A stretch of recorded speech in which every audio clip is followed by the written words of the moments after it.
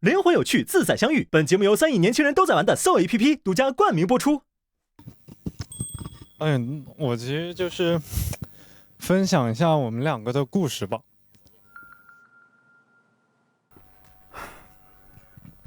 从教室初见的局促到赛里木湖的鲜花，故事就这样猝不及防的开始了。5次跨城见面，4座城市，1次短途自驾，我们花了大把的时间在彼此的身边。在成都，他带我去见大家初见的地方，吃了他最喜欢的 KTV 火锅。2个人通过点歌来互相交流，想想还真的很有感触。在上海某个普通的夜晚，边吃边玩桌游，赢了他都会得意的挑眉，输了就撅嘴说让让你了。尽兴的玩到凌晨。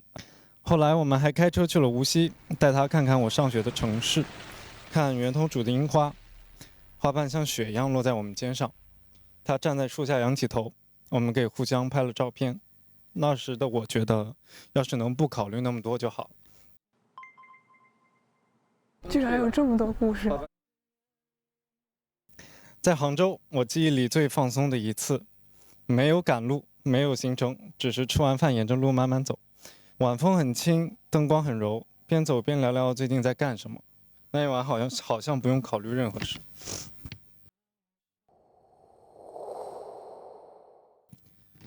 吃过无数顿饭，无数次深夜聊到2、3点的 deep talk， 从家庭聊到对爱情的看法，从第一次心动的记忆到对未来自己的规划与想象。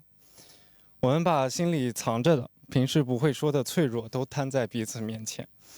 他带我闯进了一个我生活之外的世界，也是他教会了我很多，要在和对方相处的时候真诚地看着眼睛，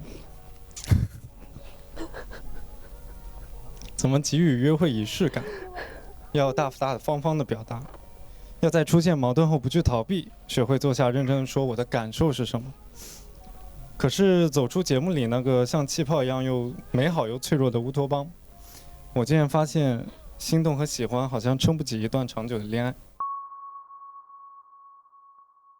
我们认真聊过很多次，在深夜的电话里，在并肩的路上，在车的主副驾，聊未来的学业，聊未来的规划，聊生活节奏，聊亲密关系的期待，还聊处理矛盾的方式。每聊一次不确定就多了一份，模糊还是清晰，一切都不太确定，像在迷雾中看不清路。我慢慢的逐渐失去了那种只要喜欢就能克服一切的信心。一开始我凭借一腔热情往前冲，觉得只要足够认真，足够勇往直前，总能找到办法。可后来渐渐意识到，我那种先稳定自己再慢慢磨合的节奏，和他对初恋的憧憬和期待，步调里可能藏着现实的错位。我们都在认真的对待这段关系，也在努力的靠近对方。可越靠近，我渐渐发现彼此想要的东西和我能给出的东西不太一样。他抱着对恋爱最纯粹、最不掺杂质的美好期待，他值得一段没有那么多纠结的感情。而我自己呢？或许以我现在的样子，可能还不够成熟，我没法稳稳地接住他每一次的情绪波动，也没法对一个充满变数的未来做一个承诺。我不想带着自己还没理顺的一地鸡毛闯入他的初恋，消耗掉这份难得的真诚，更不想仓促决定我们的关系，消耗我们之间那些珍贵的默契和温柔。我和他也试过能尝试的相处方式，试着拉长见面的间隔，看冷静下来会是什么样，结果却是又更犹豫。试着减少聊天的频率，给彼此多一些空间，反而更加尴尬。试着吵架后立即和好，但有些话说出口总会在心里留下痕迹。试着包容那些不一样的习惯，但有些差异不是包容就能消失。换不同的人主动，可总是对不上热情。每试一次都逐渐感觉有些差异，不是不够喜欢，而是时候未到。可能我还没长成那个足够成熟，能完全接住对方的人。于是我决定就停在这里。那天分开后，我回到家想了很久，很安静的觉得，就这么停下了。我觉得不后悔相遇，也不遗憾这个结局。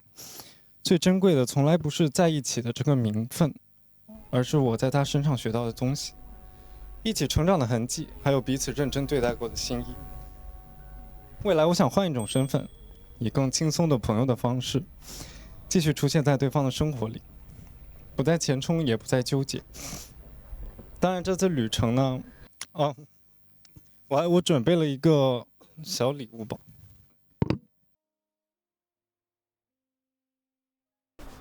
我准备了一束花，是我昨天挑了很久很久，然后也是我自己去很认真对待的一束花。因为当时最后一期赛里木湖边上，我给你了一束洁白的鲜花，它里面有白色，是那束花最开始的白色，上面我加了粉色的色彩，是你最喜欢的颜色，中间有一些蓝色的小花，是我最喜欢的颜色。它也代表在那个冬天蓝天那个蓝色的赛里木湖，代表我们那段时间特别珍贵美好的记忆。我送这束花的想法是给我们这段关系做一个纪念的意义。当然还有一个就是，我想，这是我自己画的一个咖啡杯。我们当时去无锡，在那天玩得很开心，我觉得可以当做一个我的留念吧。好，谢谢你。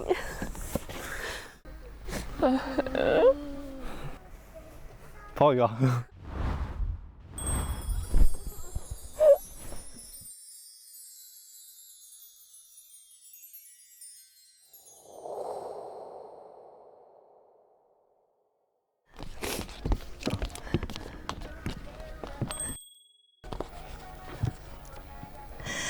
Hello， 李佳凯，用《小幸运》这首歌来打开我们的故事，再合适不过了。我之前是一个听歌不怎么看歌词的人，我也看不太懂，所以我一直以来为这首歌是表达幸福和甜蜜的，像它的名字一样。但不知这首歌是不是为我们的结局埋下了伏笔？爱上你的时候还不懂感情。确实，在参加节目前，我从来没有过心动的瞬间，我甚至不知道心动是什么感觉。所以在这趟旅行里，我一直都说，我怎么感觉我俩的相处模式这么诡异？1月25号，电台那天晚上，大作老师问我，诡异有没有可能代表心动呢？我下意识就否认了。尽管戴老师希望我更诚实的表达内心，但每次和你说话都会忍不住伪装起来，让你感受不到我对你的好感。离别了才觉得刻骨铭心。节目结束后，你居然真的越来越贴近我的理想型。发现你小子确实长得挺帅的，头身比也挺好。3月3日在上海，你跟我说，我们作为100%朋友可能更自在些。我当下第一反应是非常生气，因为我一直以为我们是彼此靠近的，然后变得懊恼。明明我都把要如何追到张远这个通关秘籍已经告诉你了，你怎么连标准答案抄都抄不来呢？但后面我慢慢发现，其实是我在感情里比较拧巴。所以从那天起，我开始正视自己的问题，想要挽回这段感情。这世界上本来就没有那么多真正同频的人，但没关系，我可以偷偷调频。我以前从来没有1个月跑那么多次江浙沪，可能还是嘴硬吧。嘴上说的是来工作，实际上待3、4天，只工作半天吧。其他时候都想和你见面，从来也没觉得自己那么高能量过。3月20日，第一次以朋友的身份见面，有点不习惯，也有点不甘心。如果能做恋人关系，谁还想停留在朋友阶段呢？4月3号到4月6日，我又来上海找你了。你开车带我去你的大学，给我分享你的生活。我觉得我们之间关系有在慢慢变好。当然，我也邀请你去3亚陪我一起过生日。可能你觉得关系还没有到那一步吧，所以拒绝了我，但没关系。其实我也一直是一个很要浪漫的小女孩，我有幻想过跟你一起在海边看日落，并不像你之前说的那样，我对浪漫过敏。结霜玻璃上你画的爱情就是爱情，不是屁股。原来我们和爱情曾经靠得那么近。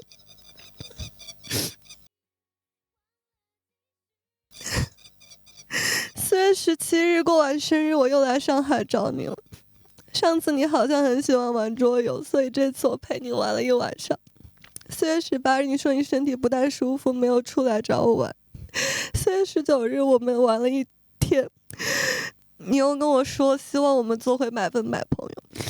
难道是因为我跟你相处的越多，越暴露了我小孩性格那一面吗？这是我第一次这么主动追一个人，第一次勇敢的直面自己的感情，结果又2次碰壁。此刻5月8日，我想说，我觉得这段感情里没有谁对谁错，我们只是在不同的时间段喜欢上彼此。你喜欢上的是节目里还没有卸下防备，喜欢扮成熟的我，我喜欢是线下不再装幼稚的你。但还是要感谢你的出现吧，缓缓打开了我的情感大门。遇见你之后，我好像感知幸福能力都变高了。但世界上没有完美的人，我也开始去学着接受我自己和你的不完美，也看到了你的更多闪光点。今天我特意穿了白色裙子，因为故事的开头我们未来描述的是白色。都说事不过3吗？你已经说了2次要跟我做回100%朋友了，我最后还想再问一次，你现在会给我们的故事画上一个逗号还是句号呢？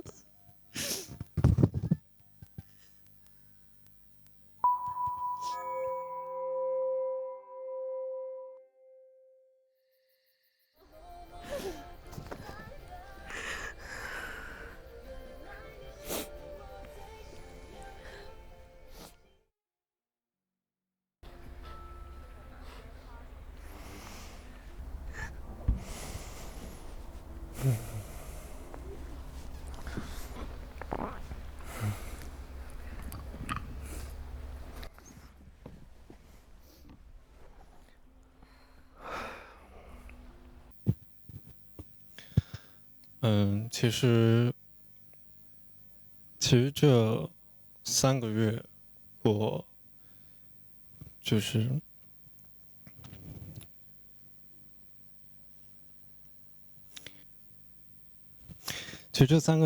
我一直跟自己说，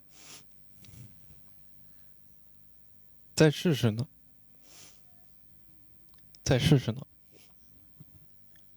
你本来就是闪闪发光，有头有脸。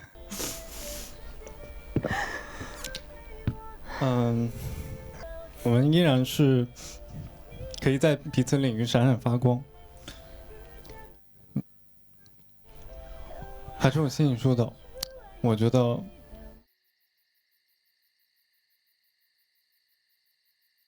我们就停在这吧。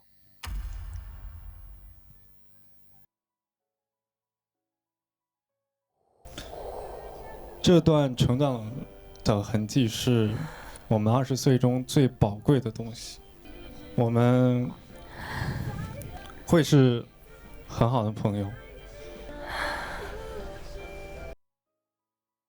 抱一个。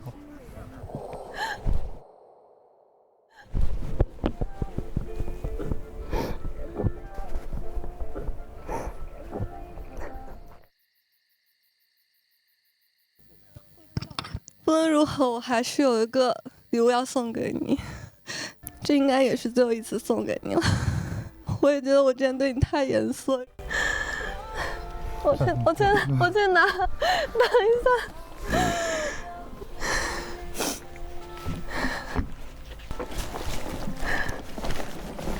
这个是你最喜欢的紫色，有蓝色有紫色，都是你喜欢的颜色。然后上面有很多我们的回忆的照片。等一下，我先整理一下，有点乱了。这次是3月3号那次世界大战，也是转折的开始。一起吃漂亮的饭，你陪我提前过生日，然后你带我去无锡，这张纯爱豆。这一天真的长得特别帅。一起玩桌游，然后这次是车上 deep talk 那次，你跟我说做回100%朋友。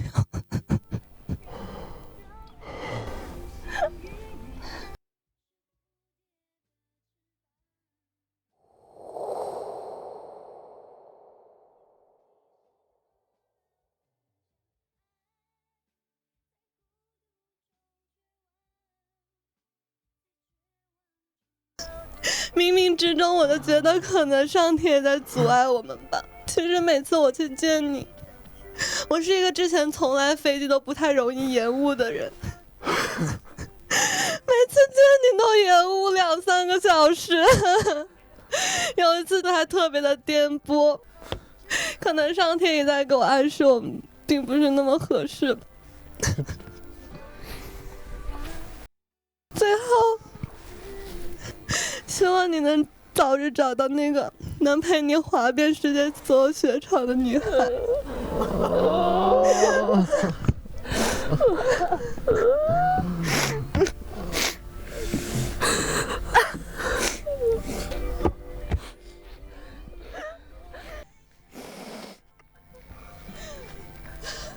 我们以后还是很好朋友。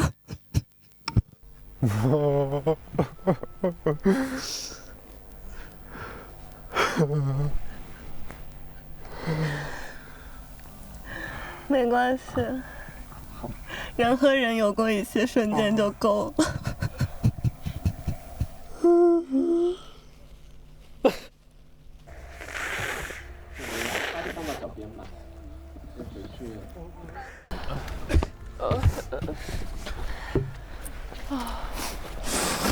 能不能以后让我们泪点低的先上？真是不行了。好，那耀哥还好吗？可以，来吧，耀哥。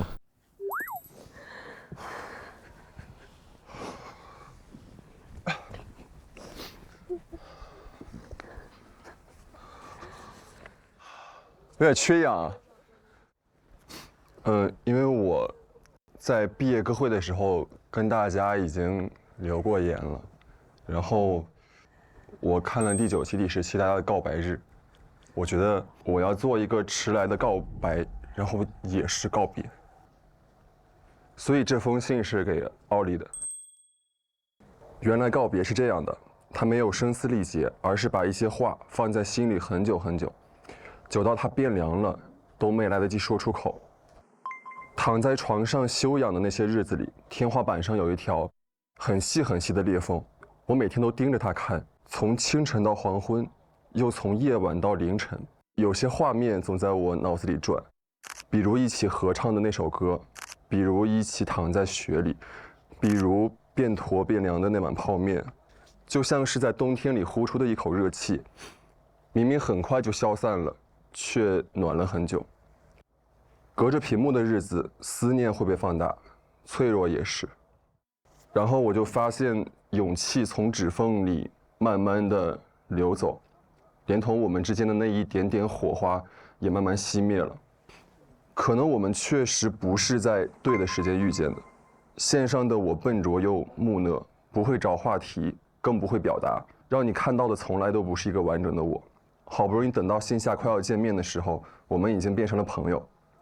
可能有些雪落在冬天是风景，落在春天就成了遗憾吧。我看着大家的心愿一个个被完成，我真的很开心。然后至于我的心愿嘛，我现在觉得就是可能实现不了了。20岁可能就是这样吧，有快乐，有浪漫，有疯狂，也一定会有遗憾。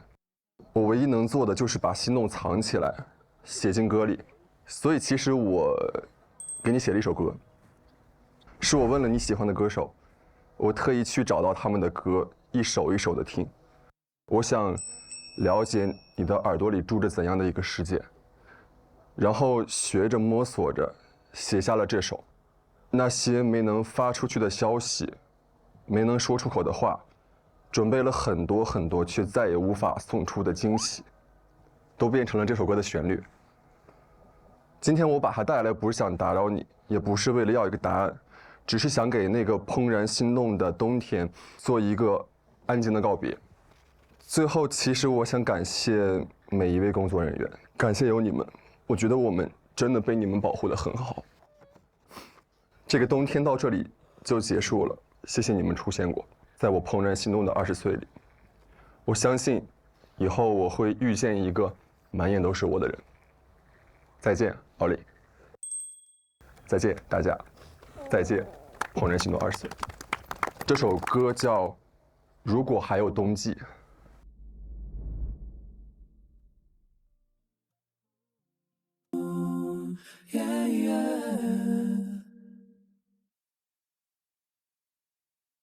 我们躺在茫茫的白色里，剩下是去年枯黄的草茎。你伸手接住飘落的安静，说这样躺着好像能听见星星。我只想和你去远方，不管有多远，从这场大雪走到下个春天。我只想和你跳着舞，在这白色旷野转圈的时候，世界只剩下呼吸和你的脸。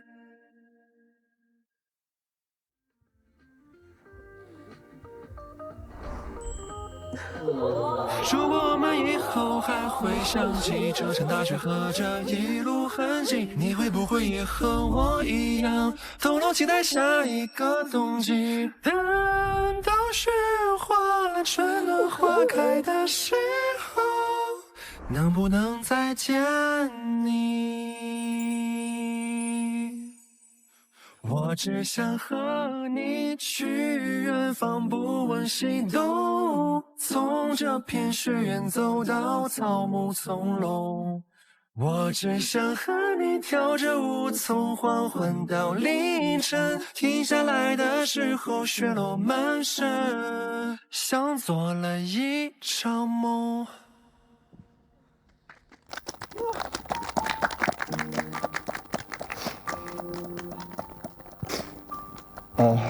我又把它带过来。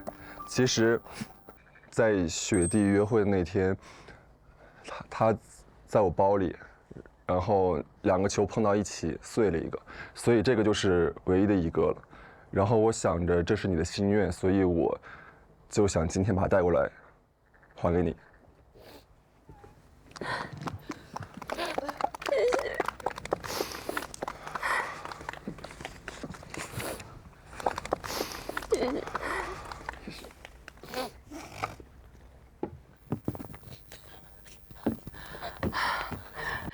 首先我想谢谢白瑶，这是我收到过最好的礼物。那在我的这段最后的时刻，我想从和怦然最早的缘分开始说起。在2022年的9月，戴老师找到我开始，一直到现在，我和怦然的感情真的已经完全超出了嘉宾和节目组的关系。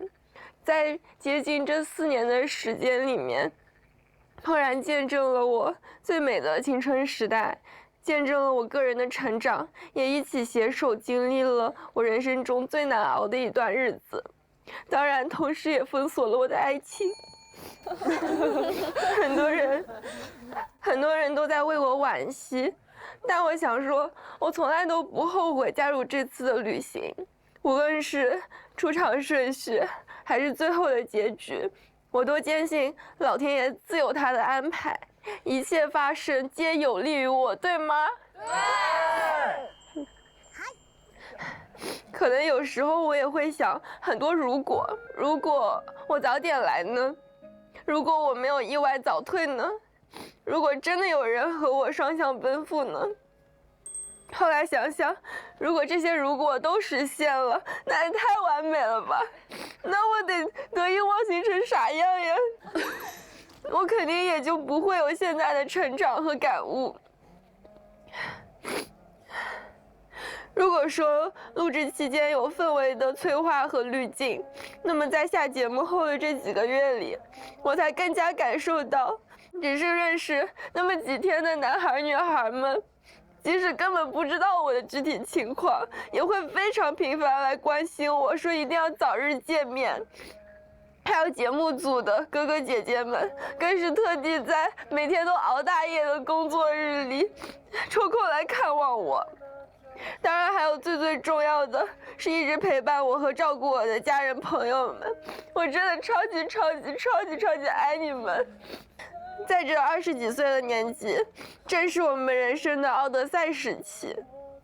有人说，此刻不过是人生的4点半，所以无论遇到了什么，发生了什么，是正因为我有能力去跨越，这个考验才会降临。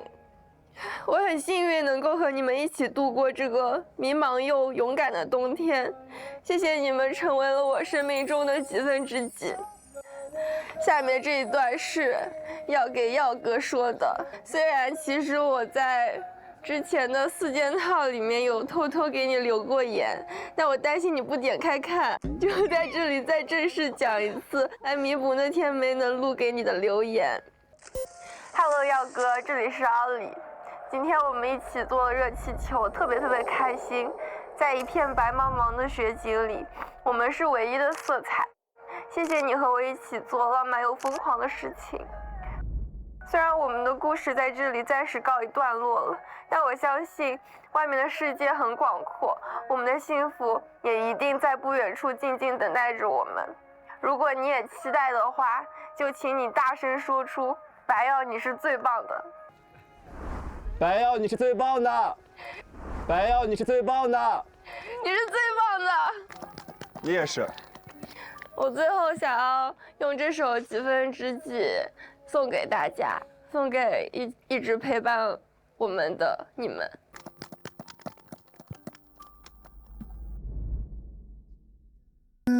那天，太阳压着平原，风慢吹，没有人掉眼泪，一切好美，好到我可以不用说话。就算犯错，你拿岁月等我，就算停留，还有你和夜空。我算什么，让你无条件的为我？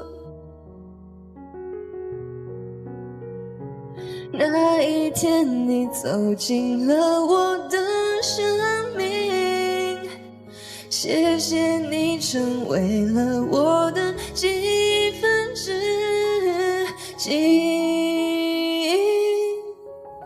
如果我有更完整一点，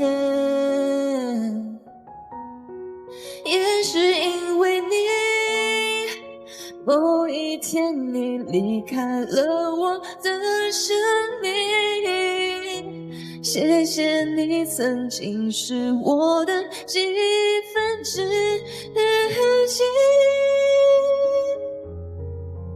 看着你贴着我胸口呼吸，留下每天都在变老的我，请记得我曾经爱过。谢谢大家，谢谢你，谢谢奥利，谢谢奥利。大家好，我是张兆瑜。下面我想用留言的方式来进行。Hello，胡杨，你好，我是张兆宇，很熟悉吧这句话？你应该很好奇吧？为什么我会说你像洋葱？是因为在无数次情不自禁被你吸引，想要向你靠近时，总会想要掉下眼泪。更是因为对你的了解像剥洋葱一般，需要一层一层不断的剥开外壳，才能看到你其中最真实的模样。表白日结束后，大家在一起录了大课间。待在新疆的最后几天里，你开始变得越来越不一样了。会告诉我你的心事和秘密，会在早晨发现我不在化妆间时跑来民宿门口给我送早饭，会在我的房间里和我闲聊到深夜也不走，会开始问我的想法，会让我靠在你的肩膀上休息。这种回应一时间让我有些害羞。从机场离开的时候，你说你在走的时候匆忙给我了一个拥抱，但是当时我都忘记了，后面才回过神来。不过我想真好，这颗洋葱终于被我剥开了一层。你的真诚总在很多时候打动我，真正的信守了承诺，率先来找我。以我们那时的暧昧关系，我不知道该怎么正常面对你，于是同样紧张的你选择了安抚我。我们见了很多面，我带你逛了厦大，已经在学校里面了，但是我们变成了落汤鸡。你也同样带我逛了深大，带我逛了深圳挤出你最得意的地方。我们现在在深圳吃饭，将这段感情的节奏放缓，我们一点一点来。喜欢你的过程中，我仍然想坚持我自己的本心，所以在深圳湾吹完了晚风打道回府的时候，我和你说，我心中良好的爱情应该是像舒婷的志向树一样，以树的形式并肩站立在一起。你告诉我你也差不多，我知道第二层洋葱皮也被我剥脱了。之后我们的相处更加的轻松，登顶梧桐山看了一场难忘的日落，太爽了吧！后面又见了很多面，我们一起经历了很多人生的第一次，在北京的胡同里来回穿梭，中途还跳了一阵广场舞。我们间的语音通话时间越来越长，见面次数越来越多，你真的变了，变得会直接向我表达好感和你的想念。最后一层洋葱皮也被我剥掉了。我看到了你的内心世界和你对我的全心全意，你就是我心中的满分男友。你对我的爱竟然比我想象中的还要直接，还要浓烈，还要满。哇！谢谢你实现了我的神灯心愿，让我拥有了一段心动又健康双向的恋爱。那么，我的问题是，请和我进行一个小小的游戏。大部分你都已经做到了，还是想要在大家的见证下对彼此说出一些承诺，你愿意吗？我愿意。一个月再忙也要至少见到2面。我愿意。半年至少出去旅行1次。我愿意。出门必须要牵手。我愿意。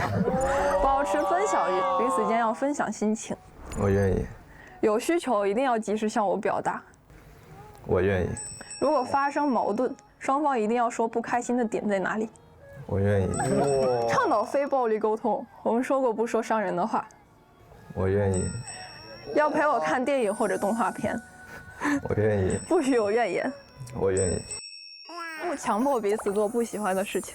我愿意。请多多的赞美对方，不要忽视感受。我愿意。最后还有一点，对我们的未来有100分的信心。我愿意。我愿意。OK。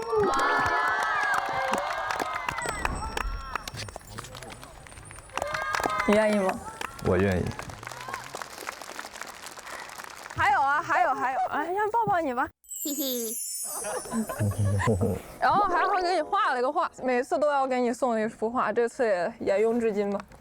262是他对社交、恋人还有独处的一个打分，然后我是163。来，这最重要的表白信。哇！这封信其实很早就开始写了，我之前写了一封道歉信，一不小心就写出了很多对你的表白，现在让我继续来完成这封信。亲爱的张兆宇，我很喜欢你，但我一直欠你一个正式的表白。对于我们的发展过程，一方面我真的十分感谢，也十分庆幸，在下了节目之后能有更多的时间来了解你，跟你经历了更多的事情，能看到你更多美好之处，我深感荣幸，同时也让我坚定地为自己对你的喜欢打上了全肯定。而另一方面，我总是想回到过去，回到所有在节目里令你伤心的时候，弥补当时我所做不到的、所欠缺你的。跟你聊天的时候，你偶然讲到过我让你伤心了4次，所以说，今天我想向你表白，请收听我的表白4件套。第一件，缘分。说起来缘分，似乎有1万个巧合在我们身上发生。我的农历生日跟你心里的一样。第一次去厦门旅游，在南普陀寺对着铁塔拍了一张照片，恰好拍到了你最爱去的自习室，而那天你刚好在准备一个乐队演出。我的妈！水晶球约会，我们不约而同的在倒数第2个，以同样的理由选中了彼此。前往目的地的路上，用手机拍下了同样的风景，同一棵树。掉进湖里面，日记本里我有对你的道歉信没有被水浸湿，很巧合。还有许多许多，所以说很感慨。这可能就是大家口中所说的命中注定缘分深刻。即便我也时常为命运而惊讶，但我也当然明白我真正应该感激的是谁，那个愿意在我身边停留，等到我发现其实早就已经离不开他的人。于是我不再那么崇拜命运，而我只想珍惜与你一起的每一秒。我猜我们之间有一种引力，让我毫无保留，也总是按耐不住地向你靠近。之前你说过很害怕你的不主动会让我后退，也很害怕关于节目外的舆论会让我后退。但是我想说，亲爱的，请不要担心，你就是我要锁定的唯一。张兆宇，我喜欢你，你愿意和我在一起吗？张兆宇，我喜欢你，你愿意和我在一起吗？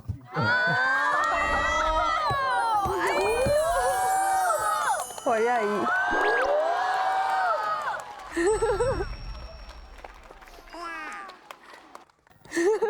第2章，做自己。在爱情里面，做自己是一个很深的课题。人们总是需要为对方迁就，试图把彼此融进同一个内核。但是很幸运，我们并不用为彼此改变什么。你只是打开了我的心，看看里面有些什么，然后对我说：“那很好，我们走吧。”不论是鼓楼旁边的广场，还是南湖公园的游船，还有许多我们以后会一起牵手到访的地方。任何跟你在一块的时候，我都可以用心的做我自己。我可以呆呆的，却不用担心苛责；丧丧的，却不用面对焦虑。看电影不怕坐不到中间，吃美食不怕吃到黑暗料理，爬山不怕太高太陡，下雨天不怕没带雨伞。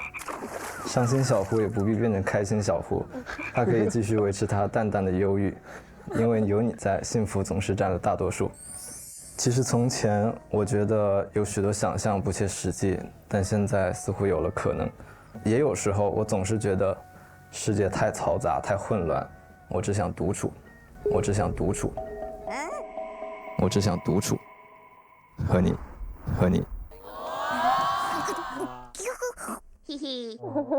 张兆宇，我喜欢你，你愿意和我在一起吗？我愿意。我愿意。天哪！第3章，天下无双。以前说起天下无双，我把那当作完美的契合，但现在说起天下无双，我把它解释为我愿意，你也愿意。我很愿意为你做任何事，不只是因为我喜欢你。我很愿意为你背包，我愿意帮你拍照，我很愿意经常去厦门，我很愿意和你说任何事情，从日常琐事到自由和梦想，是因为你也愿意跟我分享你的生命感想，让我每一天都对你有更深的了解。我愿意付出，是因为你也愿意。之前网友说我这种人以后当狗最狠了，不是因为其他，是因为你也跟我一样，追求独立与平等，人格上的平等，让我们都有能力为彼此优先于为自己。但是鉴于在节目里我真的欠你太多，回到线下我会努力还债的。现在回看依旧充满感激，弯弯绕绕之后，我居然真的找到了我想要的张兆宇版本的天下无双。从前没讲，今天要说，多谢你，我有你给的爱，因而完全。张兆宇，我喜欢你，你愿意和我在一起吗？你愿意和我在一起吗？我愿意。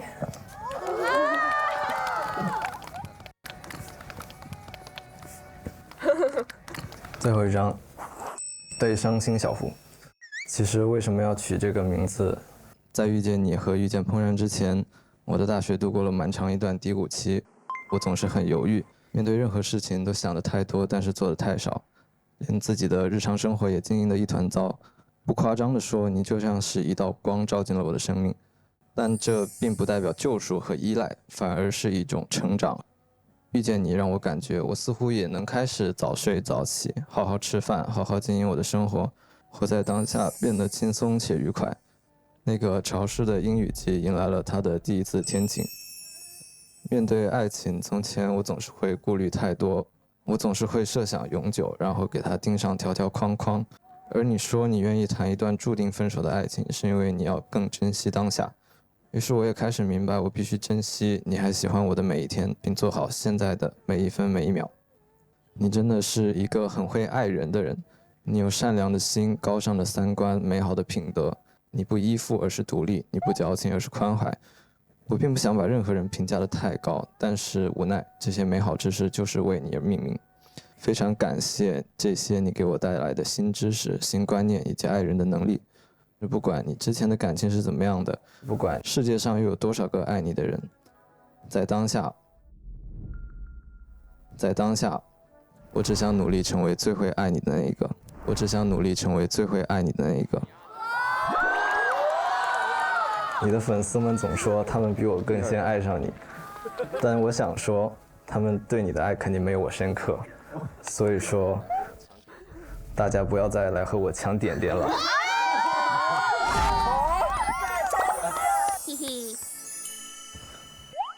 最后我没有什么要说的话了，也想不出什么浪漫的话了。但是即便如此，张兆宇，我喜欢你。今天过后，你愿意继续和我在一起吗？今天过后，你愿意继续和我在一起吗？我愿意。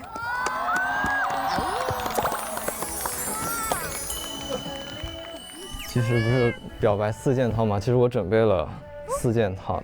第1件套就是那封信，然后第2个是我跟你的无数张神图的拼图，第3个是因为我们很重要的一个缘分是水晶球，所以说我去水晶店里面跟我妈一起挑了一个水晶手串，快，是根据你的生日挑的。太喜欢了。然后最后这一个小盆栽，是之前你来深圳的时候送了我一盆铁树。铁树？你说铁树不会开花，我拿回去养了很久，它到现在还没死，但是我确实发现它确实不会开花。所以说，今天这个是一盆多肉，我感觉它更能代表我，就是可能外面有一些刺，但是它本身就是一朵花了。其实给你准备花，让我给忘了。这个我再送你一束花。谢谢。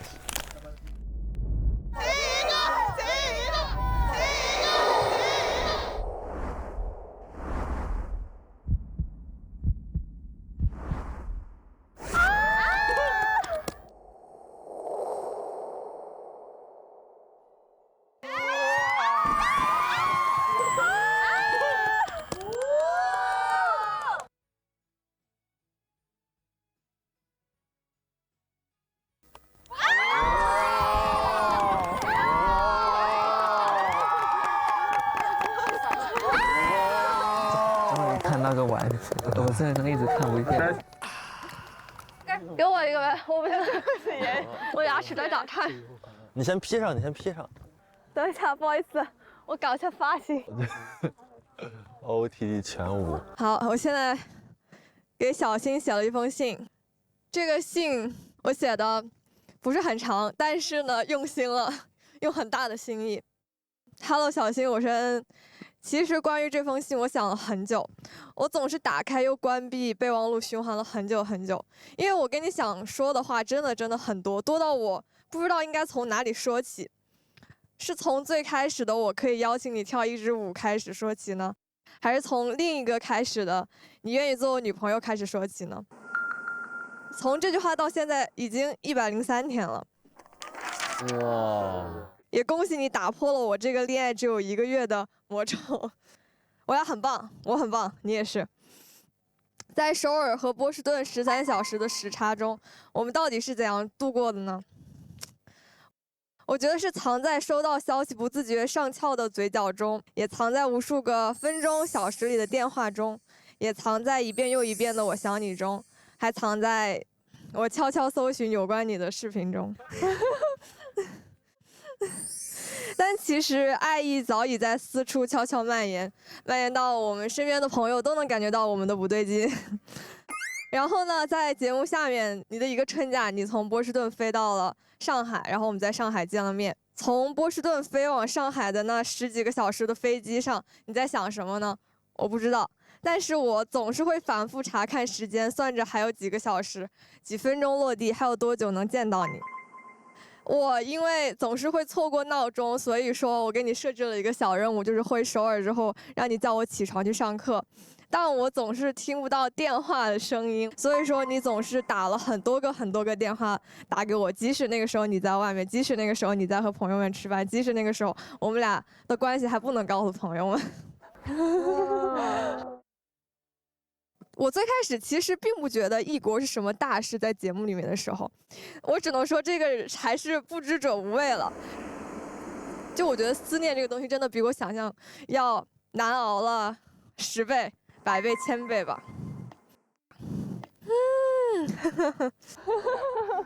说实话呢，在我第一次说出"我爱你"这3个字的时候，你应该永远都不会想到我做了多少的心理准备，因为我是一个不太能够擅长表达我自己爱意的人，我也不太能够说出很肉麻的话。我总是想要说，用一些比如说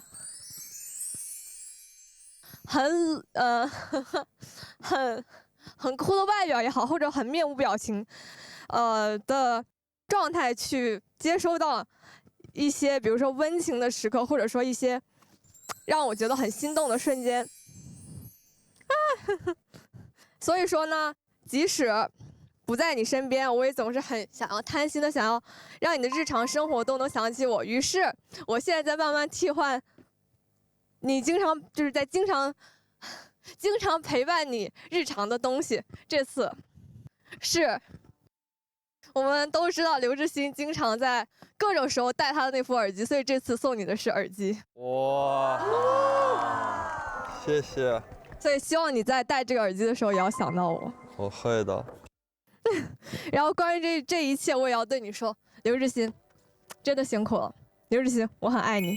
刘志新，我很爱你。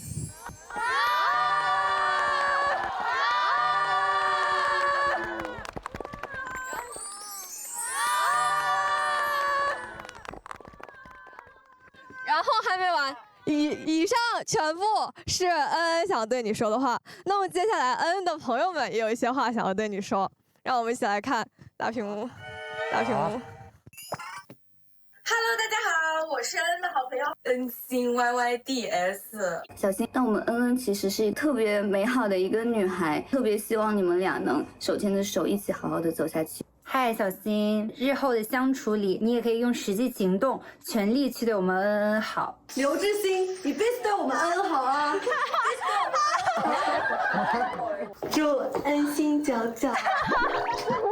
真的找不到比他更好了。刘志新，你要对姚家园好一点，要不然我没有让这个姚家园赢的话，你知道我会把桌给掀了。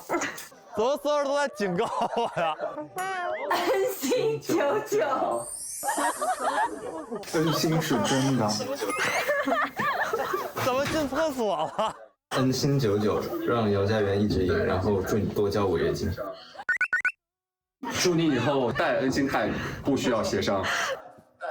不多说了，恩夫你憨爆了，拜拜。谢谢大家，谢谢大家，谢谢所有人。这些你的朋友们都好眼熟啊，感觉也都是我的朋友们。你慢慢都认识啊。那就轮到我了，准备好了吗？准备好了。你好 X， 今天是2025年12月23号，我正在从波士顿前往韩国转机的飞机上 ，Korean Air KE092 航班。等会儿一落地就要参加我的第2次面试了，虽然有点仓促，但是如果顺利，我应该会成为《怦然心动》第5季的嘉宾。我想记录一下现在的心情。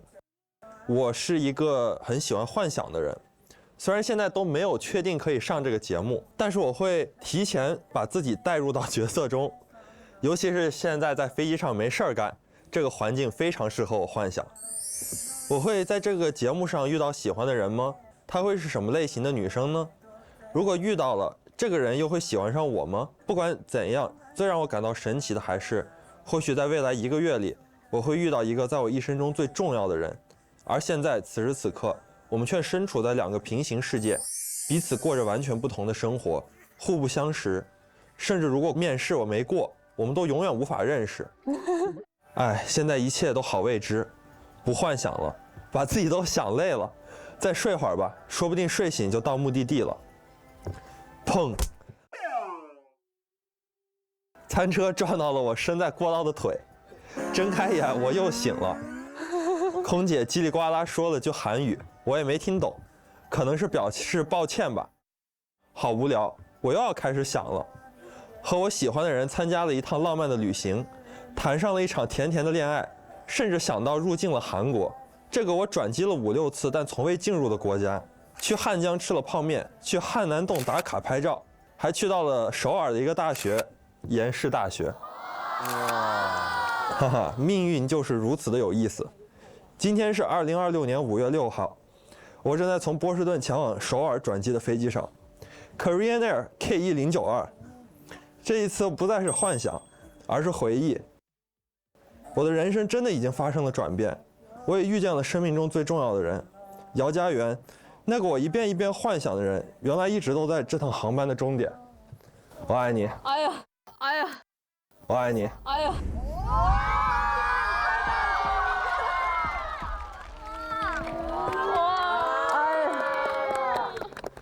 有心了。然后，其实很遗憾，就是你过生日的时候，我并没有陪在你身边。然后这个礼物也是因为有一次在节目转场的时候，你有个项链不是解不开了吗？然后我当时就说大话，我说我要是给你解不开，我就送你一个更好的。然后现在这个就是那个更好的，来，我给你戴上吧。哇，甜蜜啊！啊！恩心九九，恩心九九。哎，一下就戴上了。哎呦，怎么样？我看看，我看看。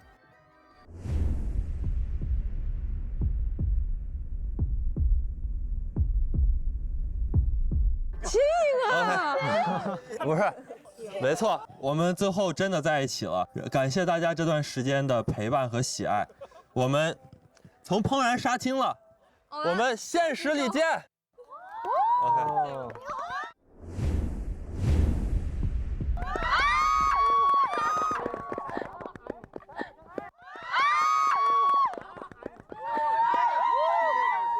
我的那个耳机也是光荣退休了。我先。写的是不是也没有那么拉？你好，我的男朋友潘伟轩。你好，我的男朋友潘伟轩。今天是我们在一起的103天。哇！前天你才交了毕业论文，恭喜你要毕业了。今天呢，站在这里，其实我也准备了一份小论文给你。这个论文就是关于契约与潘伟轩早就相遇100次的不完全记录。哦，那你上来一下，你拿这个。哇！妹妹你先别看。现在你来说这里是哪里，我来给你讲里面的故事。流鼻涕了，等一下。这是那个正玉铜楼外面对吧？啊，这个是离我们学校最近的一个酒店，是你大一常常住的地方，也是我在开学前后那段过渡的时期经常落脚的地方。我们一定会在工作人员的眼睛里相遇过。哦。这就是大学站。对，这是我们最熟悉的地方，这是我们走过上百次的地方，也肯定也遇到过上百次吧。那就是旁边的71。对，这是离学校最近的71。我喜欢在里面买柠檬茶，然后你喜欢在里面买水。也许我们某天下课的时候，就有可能站在货架的两边。这是校里面的篮球场。你经常跟我说，你可能大学的期间很喜欢去学校的体育场。我有没有告诉你，就是我经过这个体育场的时候，经常往里面张望，经常感叹里面的人好青春。你当时有没有被我看到呢？应该没有，估计。怎么这么诚实啊？大3之后没去过。懒惰的学弟。大3以后懒惰的学弟。懒惰的学弟。这是那个餐厅是吧？书店的餐厅。对对，就是在准备演讲的时候，或者然后还是踢个毯子吧。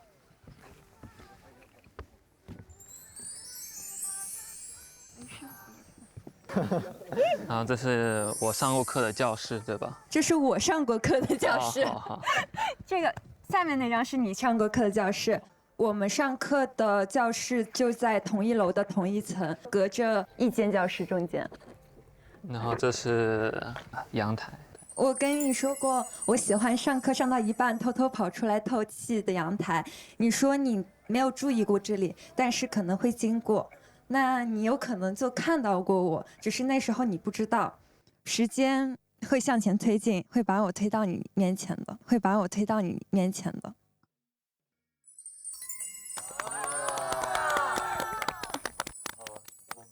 好伟大的正缘，缘分啊！红线比钢筋都硬。我觉得我们的缘分就不是轰轰烈烈的命中注定，而是早就向彼此走了几千几万步。直到最后，走到我们最适合相遇的那个时刻。节目播出以后，我们开始被很多人看到，面对各种各样的评价。但是我觉得最幸福的事情是你对我所有的好就不是特意让别人看到的，你不会因为我爱喝奶茶就每天给我喝奶茶，而是一遍一遍的对我说那些不能再喝奶茶的原因。生活里，你就变成了那个捂住我耳朵的人，固执的守护着我们作为普通情侣的普通日常，让我相信看到的你就是全部的你，最真实的你。同样回到现实生活里，你也是知道的，我是一个很坚强、很有决心的人。如果你这次惹了我，我就不会给你任何后悔的机会，因为和我谈恋爱就是会很开心。如果你遇到开心的事，无论什么事情，我也会为你开心。但是如果你有生气的事，我就会陪你一起生气。我们胃口都很好，吃什么都很香。我们也可以每天晚上去散步，我也会无所事事的窝在家里。我们肯定会吵架，但我们也很擅长于重归于好。但是如果你敢再惹哭我，你也必须得花更多的心思来哄我。总而言之，就是你完蛋了，因为我永远会让你觉得遇见我很好，和我在一起就很幸福。当然，你也是，和你也是，你也是，和你也是。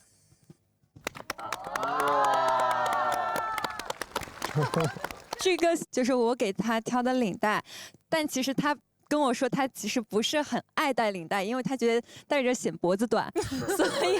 但是我觉得这份礼物的意义在于，我们在11月份也是我们的毕业典礼的时间，肯定是要戴领带的，所以想把这份礼物送给你。虽然我现在还没有学会系领带，但是我一定会在11月份为你亲自系领带的。亲自系领带的。学姐好会啊！学弟应该也不赖的感觉，学弟应该也不赖的感觉。哦，我你帮我戴耳机。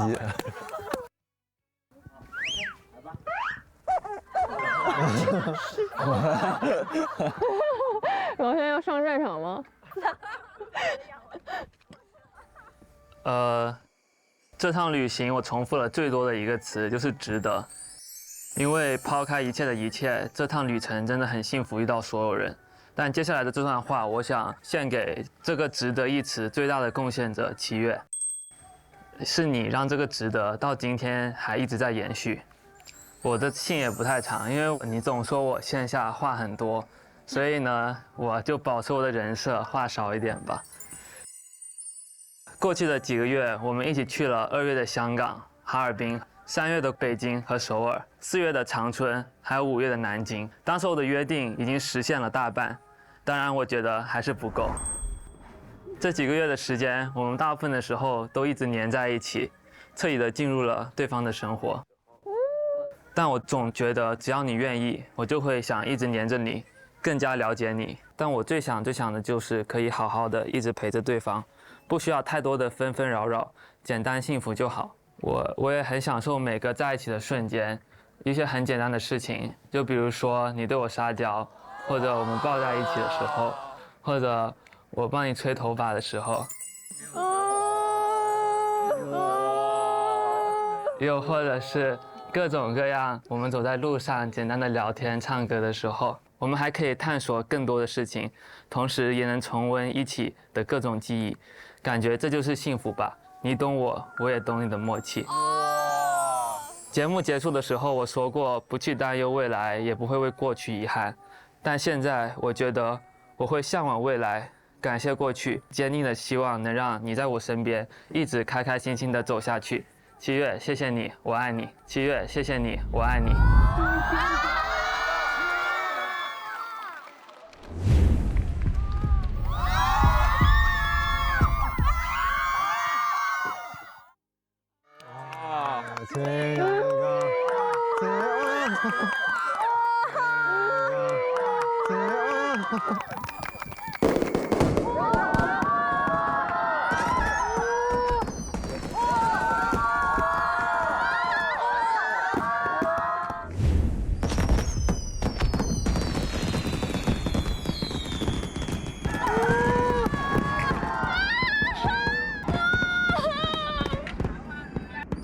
怦然心动20岁冬季篇就到这里了，大家一起看烟花吧！还好吗？我还好。感觉真的要结束了。过来啊，过来。拍照了。还有最后一段，还记得第2期的时候，当时我不知道以什么身份才可以把大家的礼物买给你，只记得那天晚上看着你戴着蝴蝶耳环，表达各种情绪的样子，我就想，如果我能买给你就好了，因为没有人会不想送心爱的女生好看的东西。